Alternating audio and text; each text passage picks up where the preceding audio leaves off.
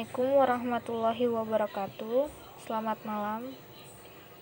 Baiklah, pada hari ini kami akan menjelaskan anatomi kontrak.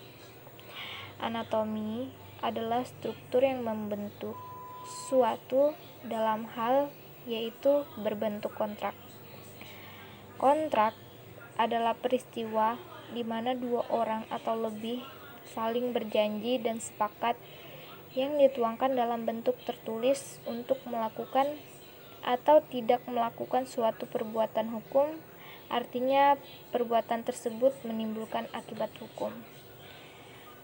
Jadi, anatomi kontrak berkaitan dengan letak dan hubungan antara bagian-bagian yang satu dengan yang lain. Selanjutnya, anatomi kontrak memiliki beberapa bagian, yaitu judul, pembukaan, komparisi atau para pihak, resital atau latar belakang, definisi, substansi kontrak, domisili, keadaan memaksa, penutup, dan tanda tangan. Nah, judul yang dimaksud dalam anatomi kontrak ini yaitu judul harus sama dengan isi kontrak yang bersangkutan. Judul mencerminkan ketentuan-ketentuan yang berlaku dalam kontrak yang bersangkutan, dan judul kontrak tidak terlalu luas dan tidak terlalu sempit. Nah, ini merupakan contoh dari judul. Pembukaan. Pembukaan kontrak merupakan bagian awal dari suatu kontrak. Ada dua model pembukaan kontrak, yaitu yang pertama, tanggal kontrak disebutkan pada bagian awal kontrak. Yang kedua, tanggal kontrak disebutkan pada bagian akhir kontrak. Nah, ini merupakan contoh dari pembukaan. Komparisi atau para pihak.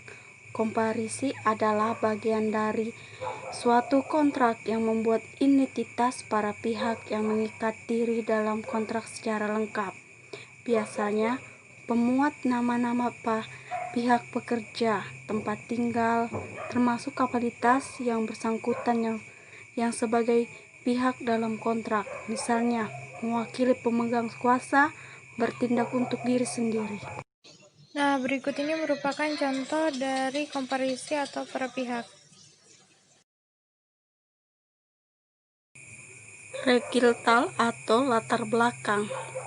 Recital adalah penyelesaian resmi atau latar belakang atas suatu keadaan dalam suatu perjanjian untuk menjelaskan mengapa terjadi perikatan. Dalam resital juga dicantumkan sebab atau kuasa yang halal dari masing pihak. Hal ini berguna karena sebab yang halal merupakan salah satu syarat sahnya perjanjian. Definisi. Definisi adalah rumusan istilah-istilah yang dicantumkan dalam kontrak. Tujuan mendefinisikan istilah adalah yang A, untuk memperjelas dan memperoleh kesepakatan mengenai istilah kunci yang digunakan untuk kontrak tersebut sehingga tidak menimbulkan menafsiran yang berbeda-beda dari para pihak yang membuat kontrak. Yang B, istilah-istilah yang didefinisikan akan digunakan pada pasal-pasal berikutnya sehingga dapat mempersingkat dalam merumuskan istilah-istilah pasal-pasal berikutnya. Mengingat istilah yang digunakan telah didefinisikan pasal definisi. Kemudian substansi kontrak. Substansi kontrak merupakan kehendak dan keinginan para pihak yang berkepentingan. Dengan demikian, substansi kontrak dapat mencakup keinginan-keinginan para pihak secara lengkap, termasuk di dalamnya objek kontrak dan hak kewajiban para pihak, dan lain-lain. Domisili. Domisili adalah tempat seseorang melakukan perbuatan hukum. Perbuatan hukum adalah sebuah perbuatan yang menimbulkan akibat hukum. Tujuan dari penentuan domisili adalah untuk mempermudah para pihak dalam mengadakan hubungan hukum dengan pihak yang lainnya. Domisili dibedakan menjadi dua macam, yaitu tempat kediaman sesungguhnya dan domisili. Selanjutnya, keadaan memaksa. Keadaan memaksa adalah suatu keadaan ketika debitur tidak dapat melakukan prestasinya kepada kreditur yang disebabkan karena adanya kejadian yang berada di luar kekuasaannya. Kemudian penutup. Penutup kontrak sendiri merupakan bagian akhir dari kontrak. Bunyi bagian penutup adalah berbeda antara kontrak yang satu dengan yang lain, baik yang dibuat dalam bentuk akta di bawah tangan maupun akta otentik. Nah, ini merupakan contoh dari penutup. Selanjutnya, tanda tangan. Tanda tangan merupakan nama yang dituliskan secara khas dengan tangan para pihak.